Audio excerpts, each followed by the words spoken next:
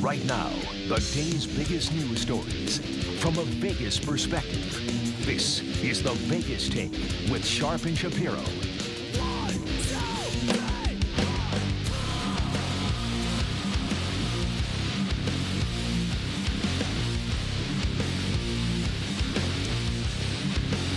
All right, what's up, everybody? Welcome. It is the Vegas Take on a Wednesday. So glad you could join us, Sharp and Shapiro. Broadcasting live, of course, the KTWN studios here. We're going to have a good time here. We're going to have a lot of fun. JD, we have some very special guests today in studio. We'll get to some sports, too, UNLV hoops and all that other stuff. But it is my pleasure to announce some of those special guests that we have, as we've been promoting it all week.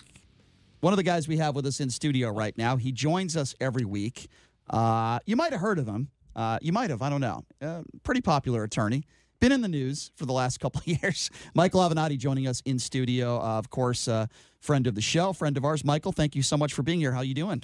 Excellent. Always good to be in Vegas with you boys. I do want, thank you. I like to hear that, Michael. So JD shows up today in a Nike shirt, and he did change his shirt for you. I made the same mistake a few months ago. I apologize. You guys are very likable, but sometimes you're not very smart. That's true.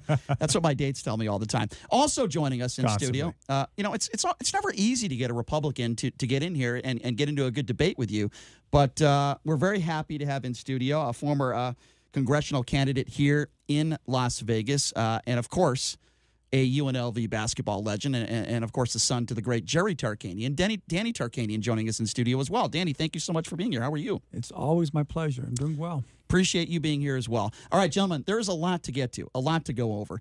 Let's start with pretty much the hot topic this morning, and that is the race in Kentucky and what took place last night. As you know, Dems also took the Virginia Assembly and Senate. Republican wins the governor race in Alabama. So what does this mean for 2020? Let me start with you, Michael. What do you make of what took place last night in the elections?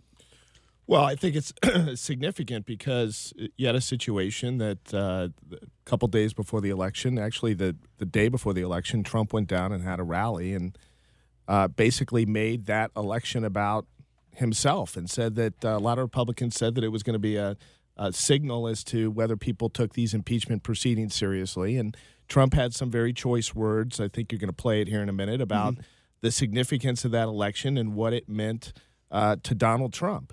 And, of course, within hours of it being apparent that, in fact, Bevin, the incumbent, the Republican incumbent, had lost, you had, Donald Trump Jr. taken to Fox News and everybody else trying to distance Trump from the election. But look, anyone that is going to be realistic about this and look at this in a fair manner cannot come away with any other conclusion other than this is not a good thing for Donald Trump, and it's not a good thing for the Republicans. I think it is a bellwether in some ways as to some of the significant problems they're going to face in 2020. And I said this weeks ago on the show, I'm sure you guys remember, I said the most important relationship in the world that Donald Trump has right now is the relationship with Mitch McConnell. Because if he loses the confidence of Mitch McConnell, if Mitch McConnell concludes that Donald Trump is a cruise ship anchor on the Republicans' chances in 2020, that he could drag down the ticket and, more importantly, cost Mitch McConnell his seat in Kentucky, then Donald Trump is done. He'll be shown the door and they'll abandon him. So, Danny, I want you to respond to that quickly. I want to play you a little bit of audio, and I want you to respond to this first. So, Don Jr., as Michael and on the show, we like to call him Biff. As Biff was on Fox News with Laura Ingraham last night, I want you to listen to what Don Jr. had to say in regards to the election results last night. This has nothing to do with Trump. Again, they swept the rest of the ticket. They did great in Mississippi, et cetera, the other election today. The two really, I don't think, have that much to do with each other. But again, because you can utilize it as a platform to try to come up with... Keep knocking Trump, guys. See how well it worked last time. Well, okay, but hold on here. Wait a second. This had nothing to do with Donald Trump. This is Donald Trump 24 hours before. You got to get your friends. You got to vote. Because if you lose, it sends a really bad message. It just sends a bad... And they will build it up. Here's the story. If you win, they're going to make it like ho-hum. And if you lose, they're going to say Trump suffered the greatest defeat in the history of the world. This was the greatest. You can't let that happen to me.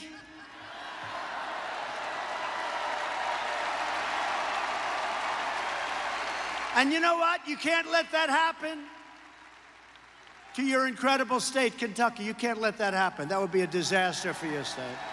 Okay, Danny, what's your response to that? My response is Trump is right again. And I agree with mostly everything Donald Jr. said. And incredibly, I disagree with Michael's commentary about the elections. And it's very simple. You guys all want to gloss over the other facts. Every statewide candidate in Kentucky won except the governors. The governor was extremely unpopular, and it was very difficult for him to win re-election. President Trump went in there and did as best as he could.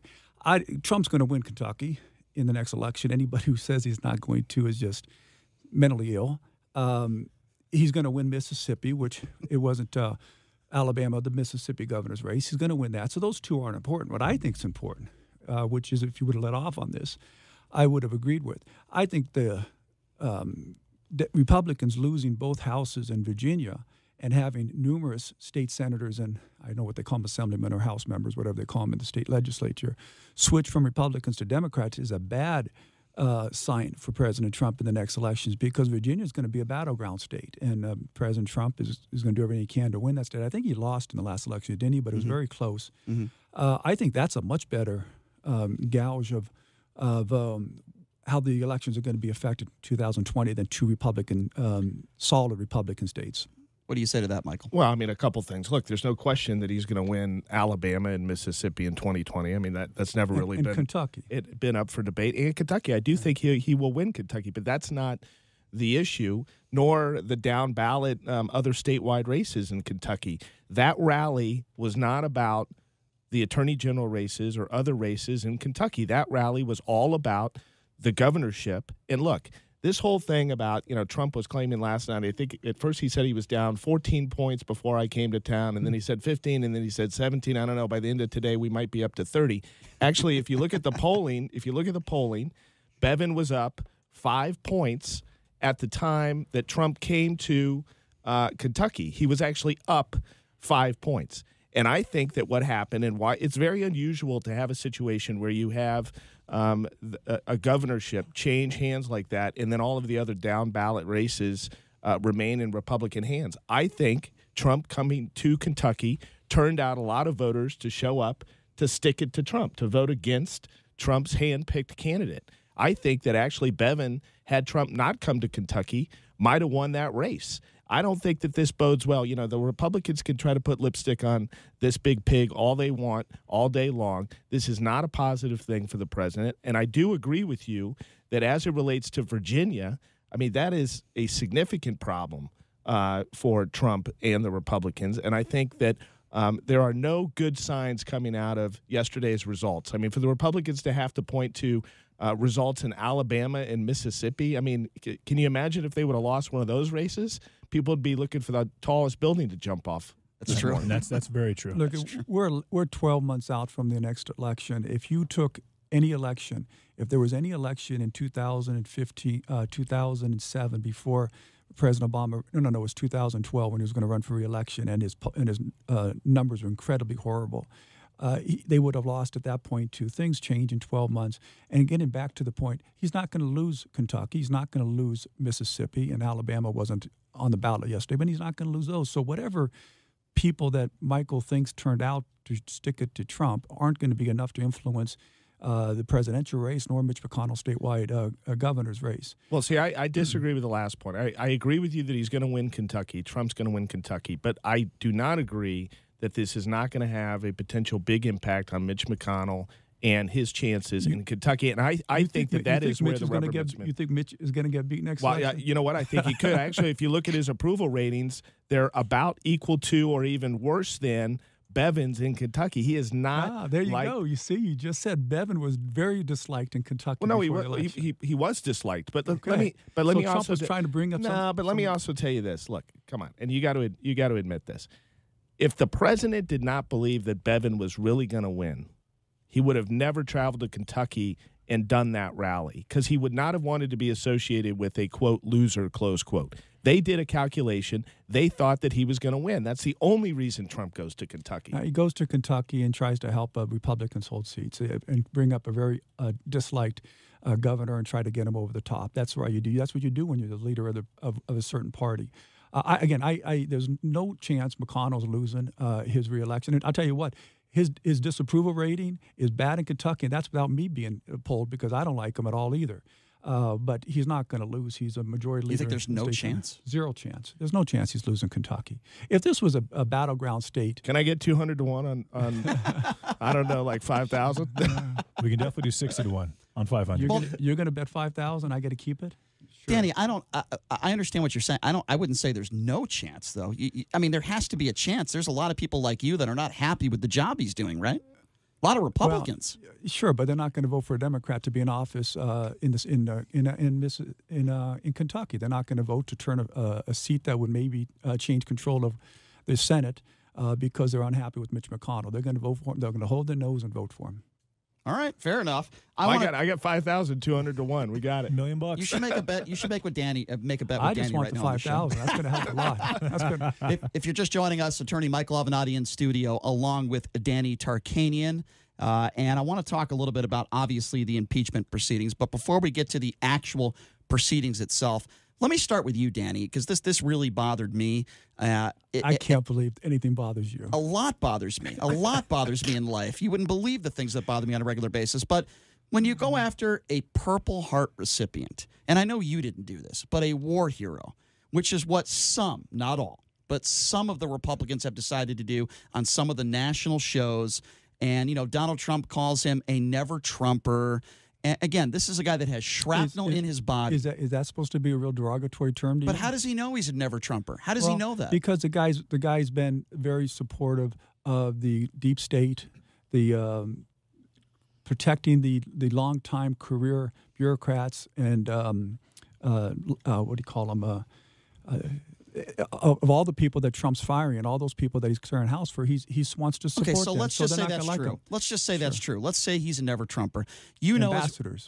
You know as well as I that there are people like Laura Ingraham. I like to call her the racist witch because I believe she is one. I love it how you guys keep using the word racist. It's amazing. Anytime you don't like somebody, they're racist. It's not. Well, let me ask you a question then. She tells LeBron James to shut up and dribble, but yet when it comes to musicians and celebrities that come on her show that agree with her, that's totally fine. What the Nationals did the other day, that's totally fine. Exactly. I'm not done there, though. I'm not done there. Nipsey Hussle, a rapper who died, who was murdered, who's done a lot for his community, she decides a week later after his death she's probably never even heard of him before, goes after his lyrics on that show. I don't call somebody a racist for no reason, Danny. Sure you do. No, sure. I don't. You don't think those are legitimate reasons? You just blew up your whole argument that she's a racist by saying that I do. she had. Well, you just blew up.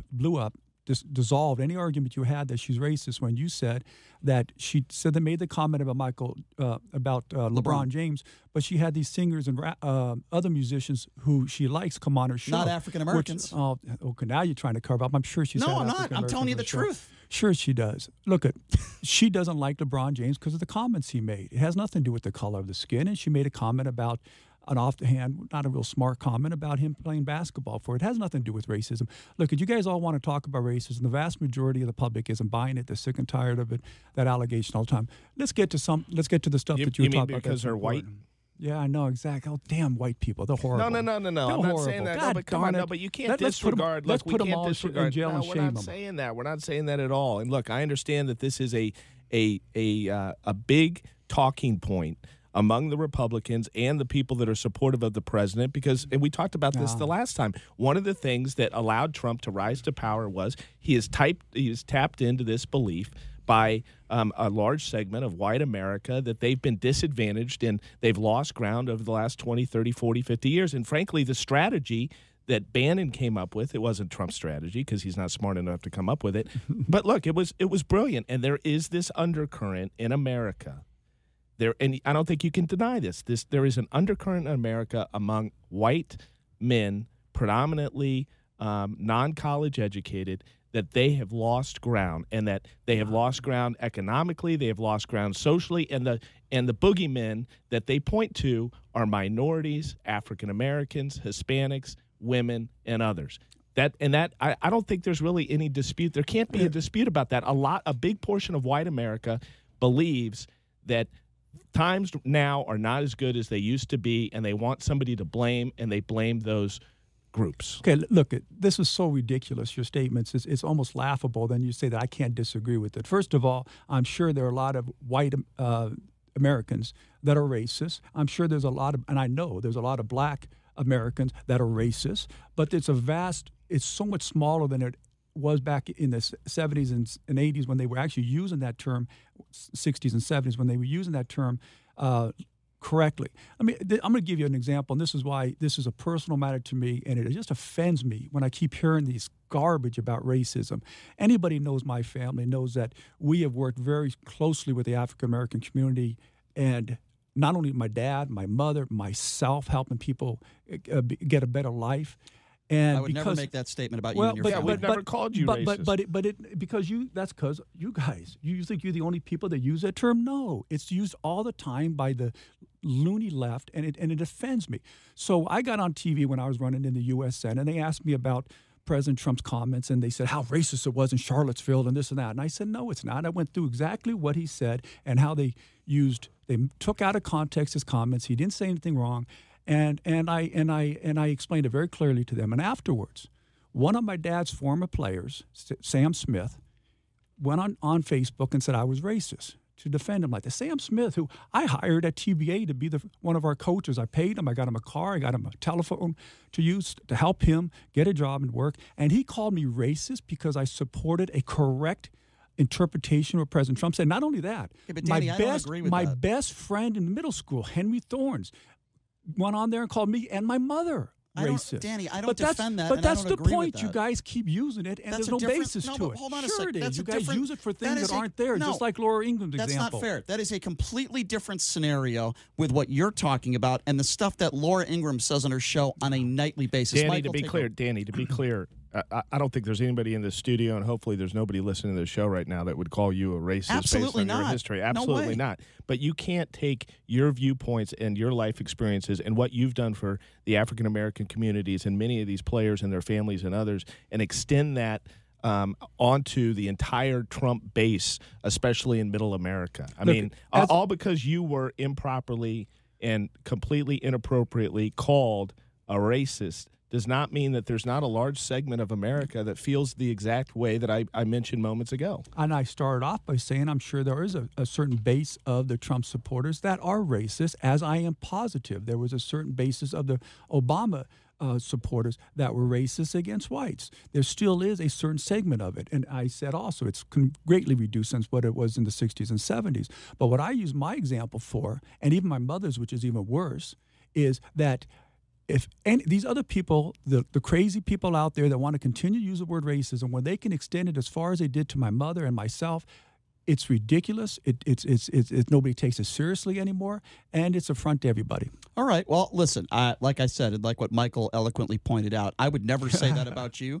I would never, say anything like that in regards to your family. If I do use that word, there's usually a reason behind it. Now, we can disagree on Laura Ingraham. That's fine. We can disagree. But the point I'm trying to make is you can't have it both ways. You can't have somebody like Ted Nugent show up in your studio, who is a musician, and let him spout out all the right-wing talking points about how much he loves Donald Trump. You don't tell him to shut up and play a guitar and sing, but then all of a sudden somebody who happens to be an African-American, and hold on, let me finish, who happens to be an African-American in LeBron James, who says negative things about Donald Trump. No, he shouldn't shut up and dribble. He has the right to his opinion, just as a Ted Nugent has a right to his opinion, and that is my problem. So who does Rachel Maddow have that's a conservative on her show? Has Rachel Maddow ever told anybody, an athlete on the right, to shut up? No, and she doesn't have dribble? to use that example. She says so many derogatory and offensive remarks to Give me an conservatives. example and I'll I don't respond to follow it. her and listen to her anymore. She Okay, makes me throw up when I watch but her. give me an example of look, that. This is how you always want to go. Everybody, watch Rachel Maddow.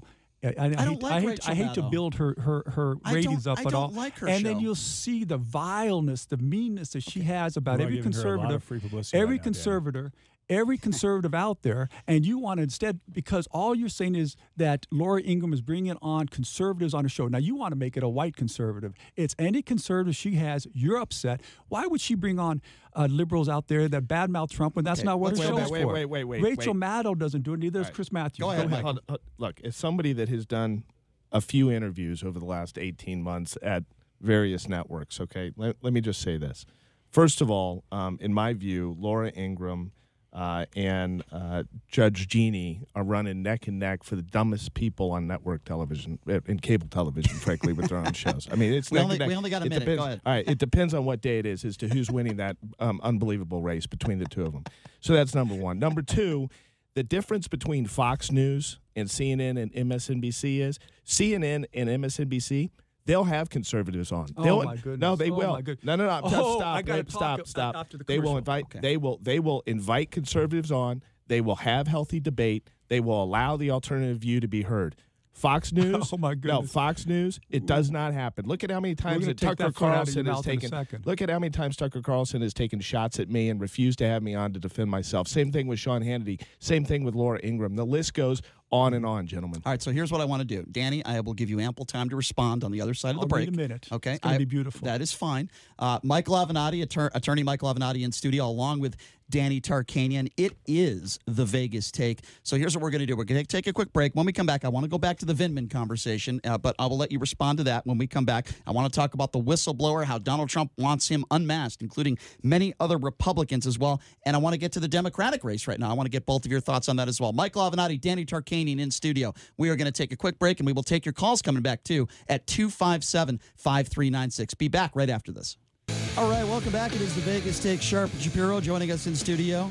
Attorney Michael Avenatti and former congressional candidate Danny Tarkanian. We were just talking about how the media maybe does or does not invite certain guests on, Fox News as compared to a CNN or MSNBC. Michael just made his case, and now Michael, just finish what you were saying, and then I want Danny to respond to that in regards to all the networks that you've been on, because you have experience with this. So, look, in my experience, CNN and MSNBC routinely invites on Republican candidates, pundits, and the like to come on and voice their position and engage in a healthy debate, whereas Fox News rarely does that and purposely, in my view, purposely avoids having anyone come on that can engage in a cogent, reasonable discussion where their viewers might actually leave the echo chamber. Danny, what do you say to that? Can't, again, just completely disagree with Michael, and I got a great example which is going to show clearly that what he's saying isn't true, and it's from personal experience.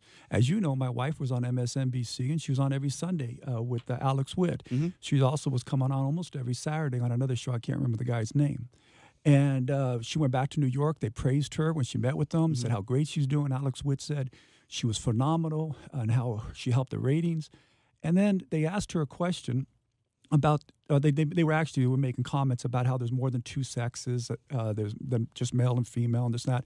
And my wife said, no, that's not the case scientifically. There's two sexes, a male and a female. And then she used some scientific term. Well, they went ballistic. Afterwards, she got off the air. They commented about how she was wrong and ridiculed her. And then she was supposed to be on the very next day. They didn't even tell her she was canceled, that she was waiting for the car to pick her up. And she finds out 30 minutes after the car is late that because of what she said, they dropped her from MSNBC and will not have her back again. So when you say that MSNBC will put people on with different viewpoints, it's only viewpoints that they'll accept. It's not viewpoints that, and quite honestly, who in the right mind doesn't think there's only a male and female sexes? Now, look at it. You can identify with something else all you want, but there's only two different sexual body parts, period.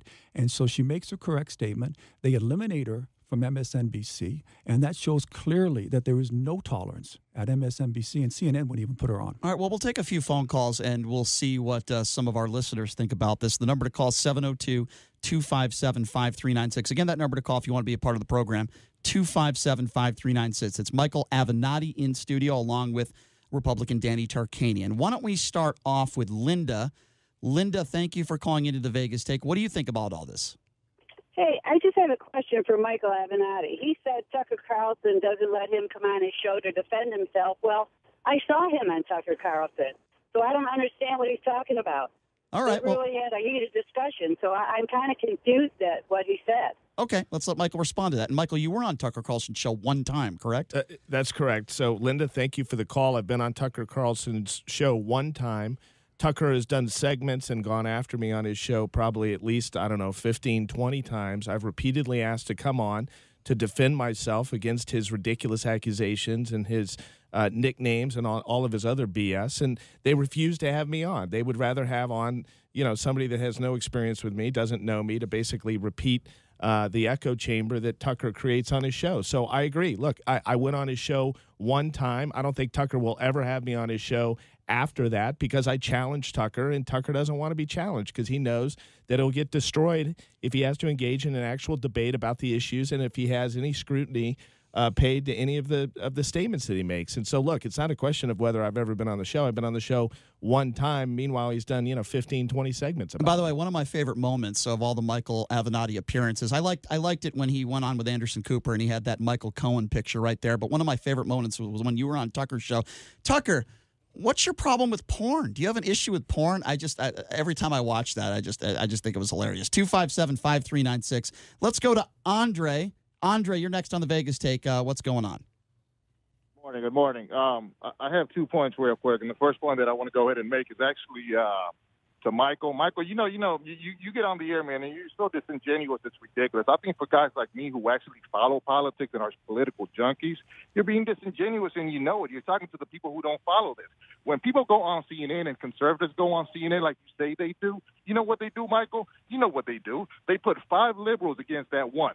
And then they gang up on them, and then they don't even let them talk half the time. Yeah, they do have them, but it's like 5 or 6 against 1. All right, go ahead. Well, I was just going to say my wife, second of all, when she was on MSN. Hang on, Andre. Let's let Danny respond, and then Michael. Go ahead, Danny. My wife, when she was on MSNBC with Alex Witt, they had 3 people, very strong liberals, against her. It was always 3-1.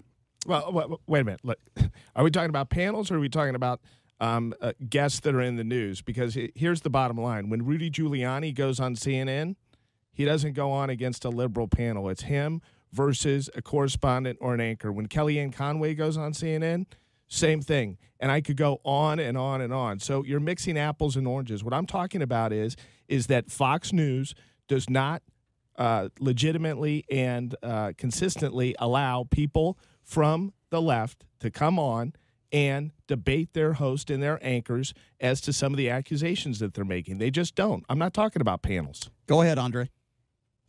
Second point that I wanted to go, I don't want to take too much time because I know you got stuff to do here. So is you guys were talking on the race issue.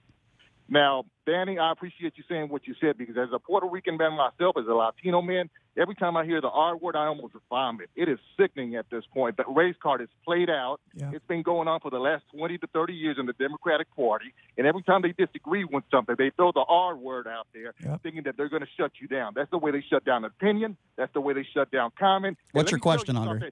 And let me tell you something. You guys keep on doing that because if you think it was tough on 2016, the Latino community is tired of it myself. People like Andre, I'm not going to let you go on a filibuster here, okay? I don't use the word racist out there for no reason at all, okay? So make your point, ask your question. We have to move on to other callers quickly. The point is, keep on doing what you're doing. In 2020, it's going to look like child's play. Keep on doing what I'm doing. Oh, you mean telling the truth? Thank you, Andre. I'm going to keep on doing what I'm doing. Can I make a comment? I agree with Andre. They use the word racist person, whatever, to try to shame someone so that they won't make another comment like that again. Now, you're just using yourself as an example. This is used by the left all the time, and as I used a perfect example, what they did against my family. But let's talk about you specifically. You called Laura Ingraham a racist. I believe she's a racist, because she made a comment.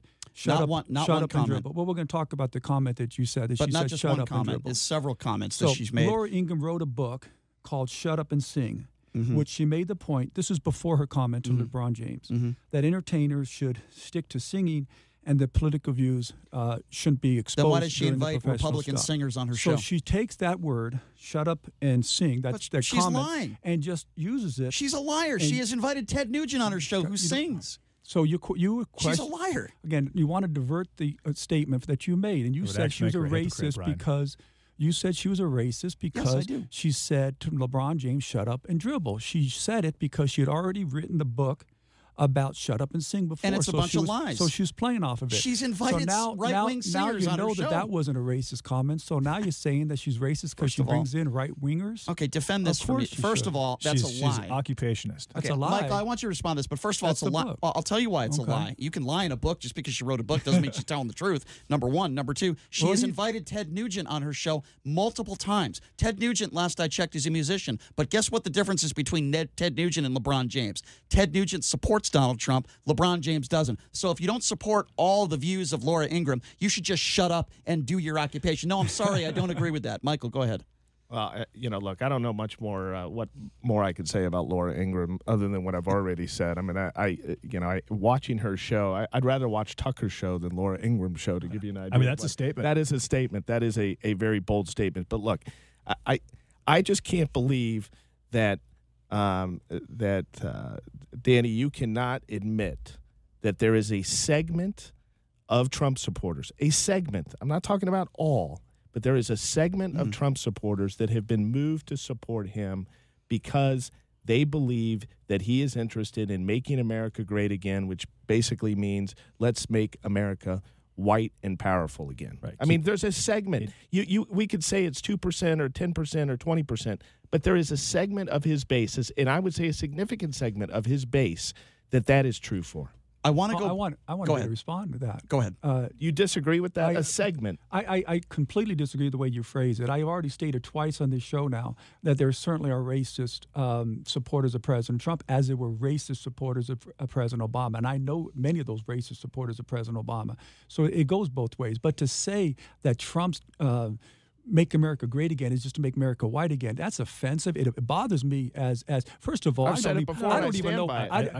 They call me white, but I'm Asian. If you want to be particular, You're but Armenian, you don't talk. right? I am an American, and I'm proud to be an American. I think all Americans should be proud. African Americans, Asians, Hispanics, and all. And that is what President Trump statement, Make America Great Again, means, and that's why it resonates with the people, because we want to be proud to be Americans again. We're tired of having the apology tour that President Obama had. I think what Michael was trying to say is that there are extremists that are part of Trump's base, but I think there's. I said twice that there's extremists on both sides, but you can't deny that there's definitely a small segment of Trump supporters. I said who are Trump twice supporters that there because were. they're closet racists and they want to keep Caucasians in power. Because I Caucasians have been in said power twice for so there long. were that there were racists on the Republican. But that being said, as there were on Obama's side. I do think that fear of being racist is being used as a weapon now against people.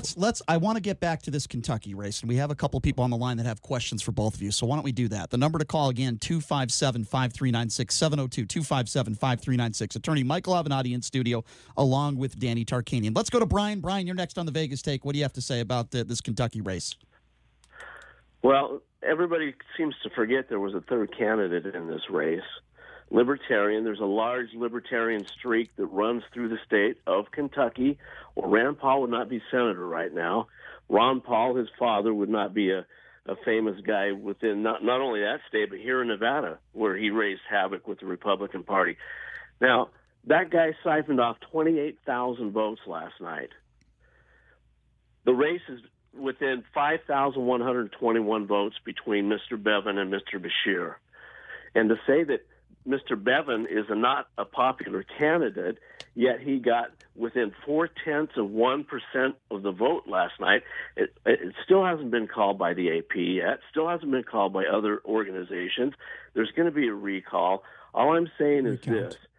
There was to say that this was Trump's Waterloo is totally ridiculous. All right, let's let Michael respond to that. Go ahead, Michael.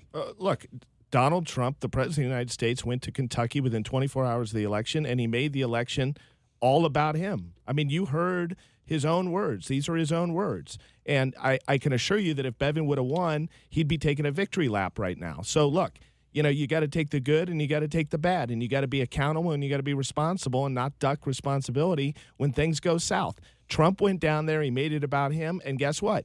I think it was about him. I think that he killed Bevin's chances of winning that race. And we're talking about Kentucky. The fact that we're actually talking about Kentucky, that race should not have even been close. It should not have even been in the ball game. This is an indictment in my view, on Trump's political capital, which is a fraction of what it was. And I think it's going to cause a lot of Republicans around the nation to really question whether they want this guy at the top of the ticket in 2020 and whether they want to throw in with him. Number to call, 257-5396. Again, 702-257-5396. Michael, what are those Republicans around the country going to do then? They're going to go vote for Elizabeth Warren then? No, exactly. And I'm glad you asked that. And I've made this point before. Look, guys, I think the next 120 days will determine a lot as it relates to Donald Trump and whether he's going to be at the top of the ticket. The Republicans have, in my view, until March to figure out if they really want to continue to ride this horse known as Donald Trump in 2020. I'll give you 10,000 to 1 odds that Trump's the nominee. Okay, I definitely want 5,000 on 10,000 to 1. Okay, absolutely. Because look, I think that it could happen within the next 4 months that the Republicans determine this guy's a drag on the ticket. He could cost him the Senate. He could cost Mitch McConnell potentially his seat and others. And they decide that, you know what? It's time to bring an adult into the room. It's time to bring somebody into the room that's going to run or be at the top of the Republican ticket in 2020 that will not be a drag on the ticket. And maybe that's somebody like Kasich or someone like that, somebody that is more. Well, you can laugh all you want, but I got to tell you, I think as a Democrat, when I look at the potential candidates on the Republican side, Kasich scares the hell out of me. He could very easily win a nationwide race for the presidency of the United States. I actually like Kasich, and I have a lot of respect for him. I like him too, although we disagree on many policies. What about a guy like Mark Sanford, who's actually coming on our show tomorrow? Don't jump off that first. Let me tell you, of course you guys like Kasich because he's a liberal. He's pro-life. No, he was very much a Republican until the last 2 years when he got disowned by the Republican Party. So far out there right now, Kasich couldn't beat Biden or any. Who's the worst candidate out there right now for the Democrat? He couldn't beat anybody. Let me just tell you, he wouldn't get a Republican vote, and he's not going to get Democrat votes because the Democrats are going to vote for the nominee. That's laughable. That's about. All right. Well, let me ask you this: who do you think would be the best Republican? No, hear me out on this. Let's assume that something happened and Donald Trump was unable to run in 2020. Who do you think is the second best candidate for the Republicans to run for the presidency?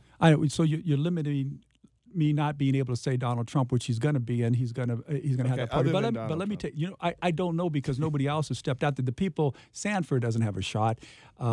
He neither does Kasich. But I'll tell you, if I had to, I'd take Jordan, Congressman Jordan. Love Congressman Jordan. Great wrestler, fighter, competitor, can articulate. He has great conservative principles. I'd take him in a second. I would lead his campaign if you'd let me. Do either of you think that a guy like Mark Cuban could come in late and make a splash for the Republican Party? Mark Cuban has ridiculed Donald Trump. You're not going to get Donald Trump is still, as much as you guys don't like Trump, and there's a good segment of the public that doesn't. I'm not going to sit here and say that he's the most well-liked guy out there. But he's got a 90% approval rate with the Republican Party. They're not going to nominate anybody that comes out that has bad mouth and disparaged Donald Trump to be our nominee. Well, Danny, just to be clear, though, I have said if Donald Trump would just shut his mouth and stop tweeting and stop doing these impromptu, press gaggles in front of the White House, his approval rating at this point, had he done that a year or two ago, his approval rating would be 55%, and this thing would be over as long as the economy doesn't crater. You know what? I agree 1,000%. Right, and he is his own worst enemy. But the problem is the thing that he has to do in order to ensure he's reelected, he is physically and mentally incapable of doing, and that is shutting up and stop tweeting. And otherwise, he'd be a hell of a lot better off. And look, I'm very complimentary relating to Donald Trump on 5% of the things that he does. I think he's a moron relating to 95%. But listen, 5% of the things that he does. 5%'s a lot. But it is when those 5% have such a critical impact on your ability to win the White. You don't become president of the United States if you're a complete moron. You just don't. And this guy is very talented at a number of things that allowed him to ascend to power. He generally has very good political instincts. He's got great stamina on the campaign trail. He's exceptional at messaging. He understands branding. He's a fighter. He's a brawler. I mean, these are all things that I admire in him. I don't disagree with that. Let's take another call, 257-5396. Let's go to Brady. Brady, you're next. What you got? Yeah, right on, guys. I want to bring up, do you know who Eric Charamella is? No, I don't. That's the whistleblower. And everybody else and their brother knows who the guy is. from Rand Paul. So you're to Trump. breaking news on this show right now. You, Brady, know, sitting in your house right now, you know who the whistleblower is, yet no national network or local network is reporting that. How do you know that, Brady? Are you Correct. on InfoWars right now? He's 33 years old. He's a former spy that was left over by Obama. He worked for Biden. He worked for the NSA. All right, let's let Michael respond to that. We get the point. Look, I understand that I guess Breitbart broke this name, and I understand the president's son retweeted this article this morning, and a lot of people are outraged by it. You know, frankly, I'm outraged by it. I don't think it's appropriate for news organizations to be allegedly breaking names of whistleblowers. And look, who cares? I don't care what the name of the whistleblower is, because at this point, everything the whistleblower has said has been confirmed by multiple witnesses. This is ridiculous. I made this point the other day. This is like there's a rape occurring at 3:30 in the morning. A neighbor hears screams of a woman that's being raped, and the neighbor calls 911, and everybody wants to make it about the neighbor that called 911. Who cares? The whistleblower's accusations have now been proven by way of testimony and other evidence, and the reason why Trump's defenders and Trump himself wants to out the name of the whistleblower because they want to change the directive. They want to change the narrative. They want to make this about the whistleblower. They want to dig into his past, get into his family details, accuse him. Next thing you know, you're going to have Tucker Carlson making a nickname for him. And this is what they do. This is what they did to me. This is what they do to others. And this is how they attack opponents of the president. Danny, do you agree with the president that the whistleblower should be unmasked? Because I think that is highly inappropriate, and there's a reason why we have laws set in place to protect whistleblowers. Well, look at the. I didn't even know that there was a law that says you can't divulge his identity, and I don't see how you can use. Michael's an attorney; he understands this. If you're going to use evidence that he's produced, which they have already, you have rights to cross-examine and see the credibility of that witness. To see, you say it doesn't matter, you know, what his background is. As long as you only relied upon the corroborating evidence and didn't rely upon what he was saying, I would agree with you. But they haven't. They started with the whistleblower, and his credibility certainly is important. And he hasn't been correct about everything. There's been a lot of things he's been correct about, a lot of them that he haven't. So I think that if you're going to bring the most serious charge against the leader of your country, he should have a right to defend himself. But let's talk. I wanted to get to I want to address that. Okay, because I want just a little bit of time to talk about the substance. I want to address that. Very often in our society, people call in anonymous tips relating to crimes that they've witnessed, heard about, or have evidence about anonymously, and they never give their name. Okay, and they give that information to the police, and the police go out and they investigate, and they talk to other witnesses, and they take sworn statements and the like, and then they determine whether charges are going to be brought or not. And the people that are ultimately charged, they never have the ability, or at least in many instances, they never find out who the anonymous source is, and the name and their background and everything else is of no consequence. Why? Because their accusations and what they brought to bear to the police has been proven out through other evidence and testimony. And that's the situation that we have here. And to my friends on the right that want to complain about, oh, how secretive this process is and it's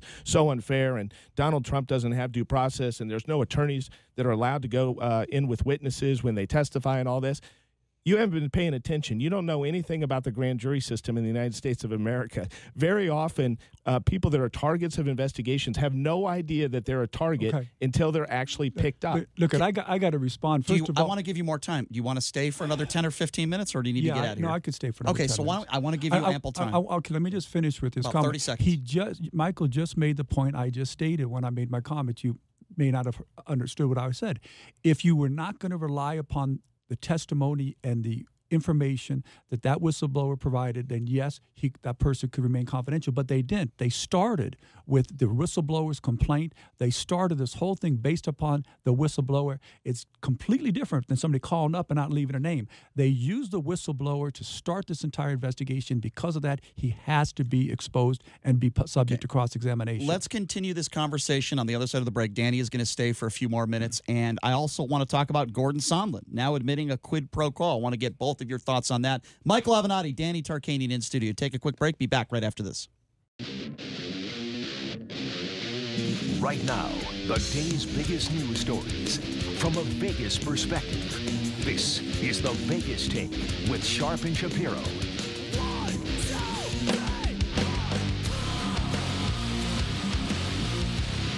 All right, welcome back. It is the Vegas Take, Sharp and Shapiro on a Wednesday. Two guests in studio. I love having these guys go in and come in here and go at it, but it's respectful, and that's what I appreciated about both of them. Attorney Michael Avenatti and Danny Tarkanian in studio right now. We're also going to have Pat Cassell, who is a Republican that's going to be getting in the ring with Michael coming up at the bottom of the hour, so stay tuned. It's going to be a lot of fun there. We're also broadcasting live on the Vegas Take YouTube page. Okay, Michael, you've been dying to ask Danny Tarkanian a question, so I said let's save it for the air. What is the question that you've been dying to ask Danny?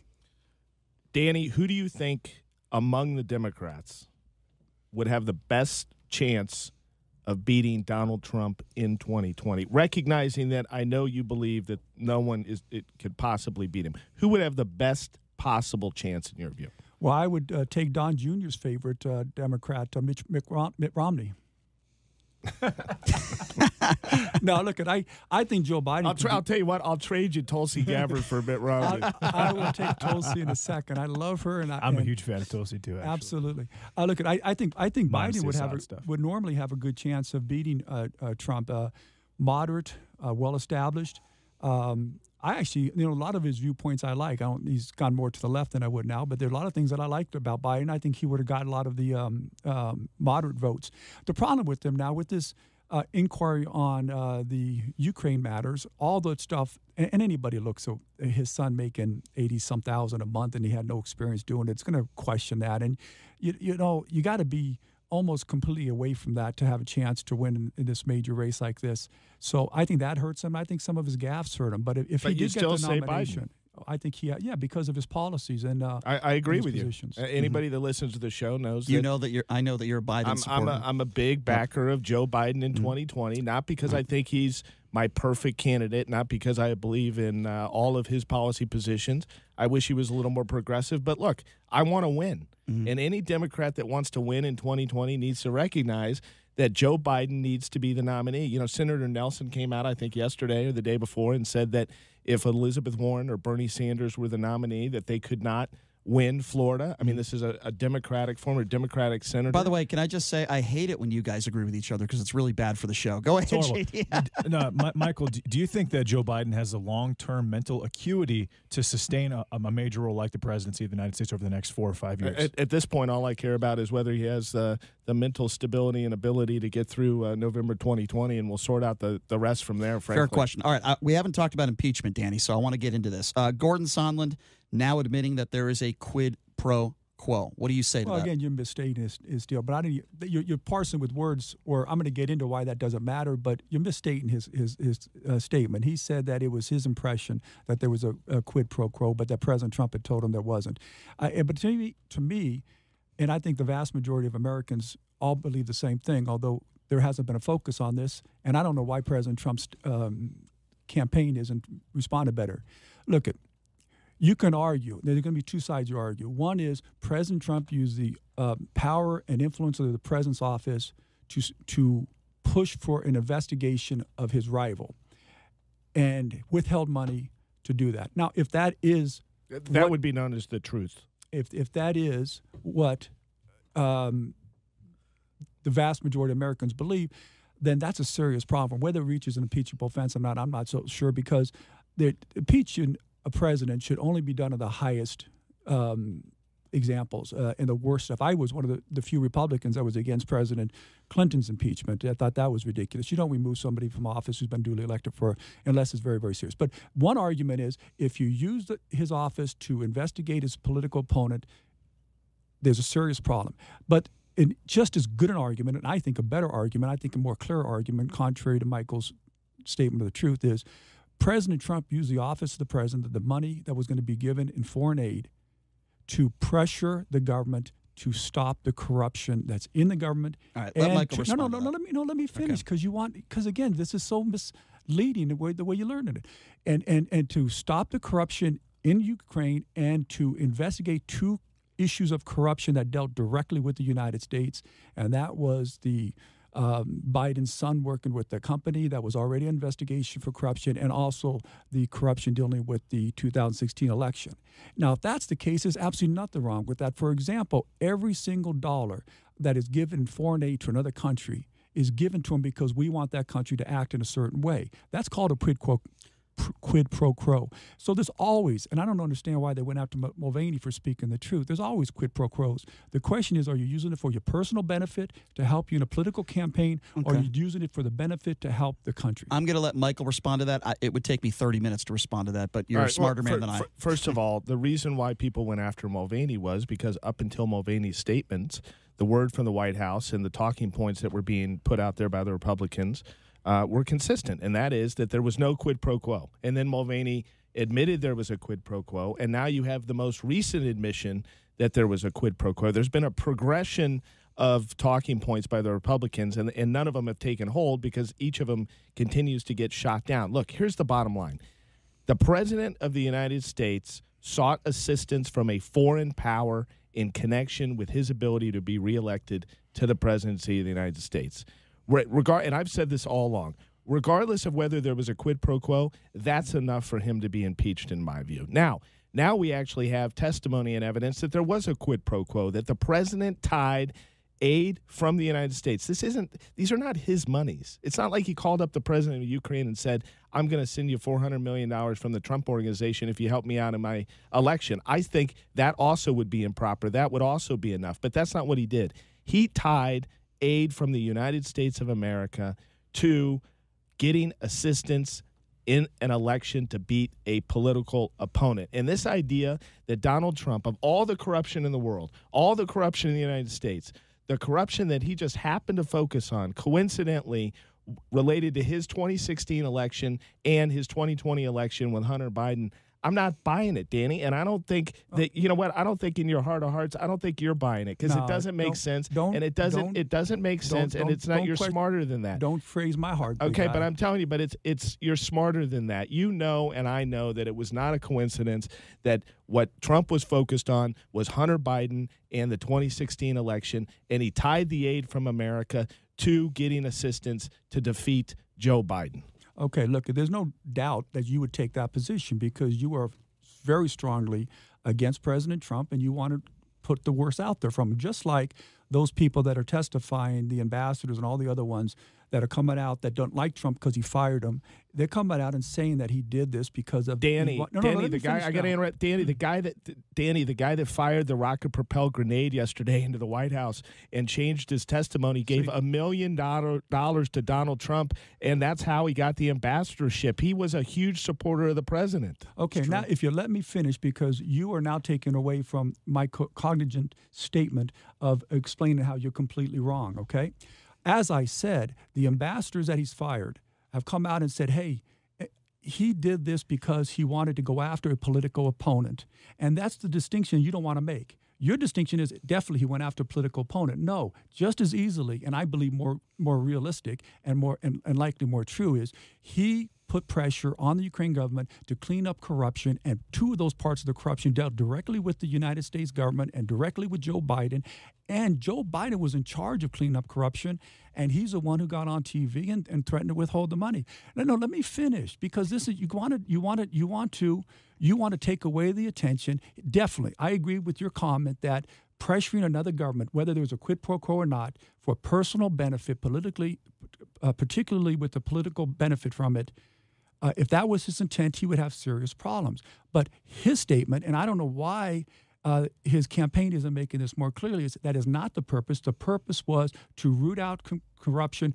The money we were given to Ukraine was because we wanted them to clean up their government and stop the corruption, and that's what it's for. Why would anybody be against holding up that money if the corruption is still there? And when you talk about this guy who gave $1 million to Trump's campaign, he said, again, you keep misstating his comments.